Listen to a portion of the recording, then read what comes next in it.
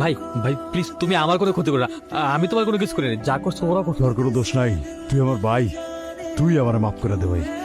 আমি আমার ভালোবাসার প্রতিশোধের লেগা এই সব কিছু করছি। আমার গায়ে শুনবি, এসে দেখতেছিস না আমি এমনি আসছিলাম, বাবা করে একটা পোলা।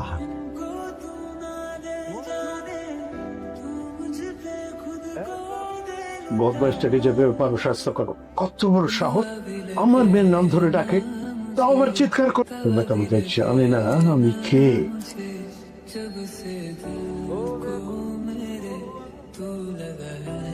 কবির কি এখানে আছে? আমাকে মাফ করে দিও কবির, আমি না জানলেও তুমি আমার মৃত্যুর কারণ। আমি জানি না তুমি কি, কেনই বা আমাকে তো ভালোবেসেছো যে আমাকে মৃত্যুর পরও ছেড়ে যেতে পারছো না। তোমাকে দেখার আফসোস আমার সারা জীবন থাকবে। যে মানুষটা আমাকে ভালোবেসে মারা গেল, তাকে আমি একটাবারও দেখতে পেলাম। তোমার জন্য আমার দোয়া করা ছাড়া আর কিচ্ছু করার নেই।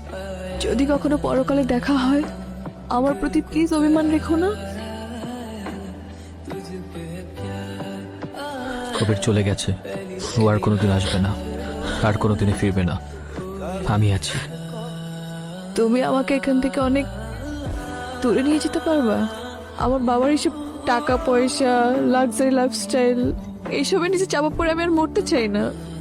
আমার জন্য কেউ মারা যাক আমি সেটাও চাই না। আমাকে ভালোবাসবা? ভালোবাসবো, সারাটা জীবন আঁকলে রাখবো। কবিরের মতো মৃত্যুর পরেও ভালোবেসে যাব। এই চোখে কখনো পানি আসতে দেব না। তুমি যেভাবে চাপা, ঠিক সেভাবেই তোমাকে ভালোবেসে যাব।